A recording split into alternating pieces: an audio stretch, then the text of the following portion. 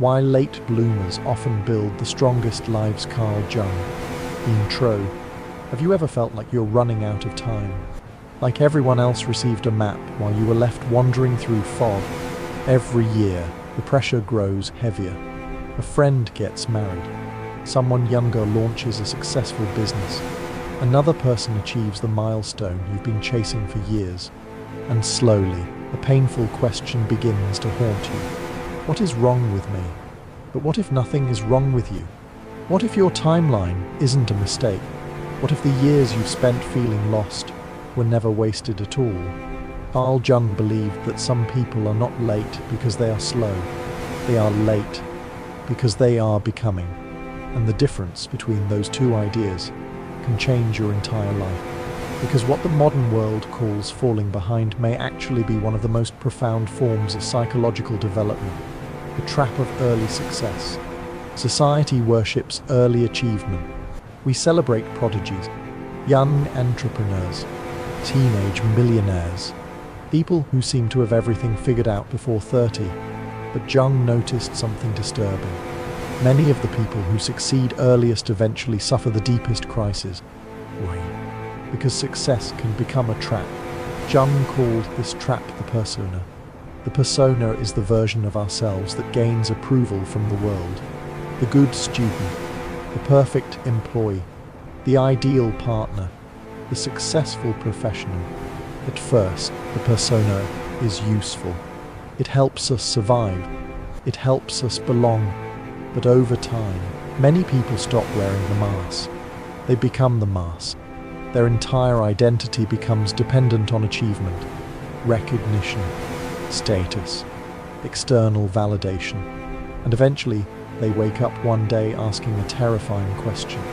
Who am I when nobody is watching? Jung saw countless patients who arrived in his office not because they had failed, but because they had succeeded. They had built lives that looked impressive from the outside, yet felt empty from the inside. The tragedy wasn't failure. The tragedy was spending decades climbing a ladder that was leaning against the wrong wall. Why late bloomers are different. Late bloomers often experience something that early achievers avoid: delay, confusion, uncertainty. And while these experiences feel painful, they serve a purpose. The late bloomer cannot easily commit to a life that feels false. Something inside resists. Something keeps whispering, "This isn't it." The world interprets this as indecision, laziness, lack of ambition. But Jung saw something else. He saw a psyche refusing to build a life on borrowed expectations. While others rush to construct identities, late bloomers spend years excavating, searching, questioning, trying to discover what actually belongs to them. It is slower, but it is deeper. A building erected quickly may look impressive. A building built on solid foundations survives storms. The second half of life. One of Jung's most important insights was that life has two distinct chapters. The first half is about building, education, career, relationships, status, achievement. The second half is about meaning, integration, wisdom, authenticity. The problem is that many people try to use the values of the first half to navigate the second. They continue chasing more success, more money, more recognition, even when those things no longer satisfy them. This creates an internal conflict, because what once motivated growth now begins to create suffering. The goals that once inspired you suddenly feel empty. The dreams that once energized you lose their power. And many people interpret this as failure. Jung interpreted it as transformation. You are not breaking down. You are outgrowing an old version of yourself. The brain changes more than you think. Modern neuroscience has confirmed something remarkable. The brain continues evolving far longer than most people realize. In youth, the brain focuses on expansion, learning skills, acquiring information, adapting to the world. But later in life, the process changes. The brain becomes more integrative, It begins connecting experiences, finding patterns, extracting meaning, developing judgment. In other words, young minds accumulate information, mature minds accumulate wisdom, and wisdom is not simply knowledge. It is the ability to understand what matters. This is why many late bloomers suddenly experience breakthroughs in their 40s, 50s, or even 60s. They are not using a weaker version of the same mind. They are using a different instrument altogether, one designed less for speed and more for depth. The Galileo effect.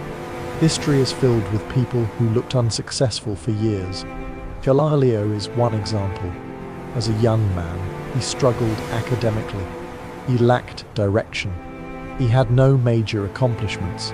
By conventional standards, he appeared mediocre.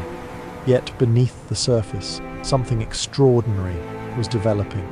He was questioning assumptions, observing patterns, building ideas, preparing for work that would eventually change human civilization. His greatest contributions did not appear in youth. They emerged after decades of development. The same pattern appears again and again. Toni Morrison published her first novel at 39. Paloma Sanders founded in his 60s. Many of history's most influential thinkers, artists, and innovators did their most important work later in life. Not because they were slow, because greatness required ingredients that only time could provide. Experience, perspective, check, density. Some forms of wisdom cannot be rushed. The fermentation principle. Imagine grape juice becoming wine. It doesn't happen through speed. It happens through transformation. Time is not merely part of the process. Time is the process. The same is true for many late bloomers. What appears from the outside as delay is often internal development. Years of uncertainty, years of mistakes, years of searching, years of becoming. These experiences create psychological depth, and depth cannot be manufactured. It must be earned. Most people want immediate results, but the most valuable forms of growth happen underground, invisible, quietly, long before anyone notices. A tree spends years strengthening its roots before it towers above the forest. The world only celebrates the visible part. Nature understands the hidden part is what matters. A night sea journey. Jung used an ancient myth to describe profound transformation. He called it the night sea journey. In the myth, the sun disappears beneath the horizon and enters darkness. It travels through the belly of a great creature before eventually returning at dawn. But it does not return unchanged. It returns transformed. This journey represents periods in life when everything feels uncertain. The years where nothing seems to work. The years where your identity collapses. The years where the future becomes impossible to see. Most people interpret these experiences as evidence that they are lost. Jung saw them differently. He believed these seasons are often necessary stages of transformation. The darkness is not punishment. The darkness is preparation. You are not being destroyed. You are being rebuilt. Every failure strips away illusion. Every disappointment removes a false layer. Every painful lesson reveals a deeper truth. The process hurts because growth hurts. Transformation hurts. But what emerges afterward is often stronger than what entered. The moment of arrival. Eventually, something changes. Not overnight. Not dramatically. Quietly. Almost invisibly. The late bloomer begins to align. Their inner world and outer life start moving in the same direction. The conflict fades. The performance ends. The need for constant validation weakens. Jung called this state the self, the integrated person, the authentic person, not perfect, not flawless, but whole. People like this possess a unique presence.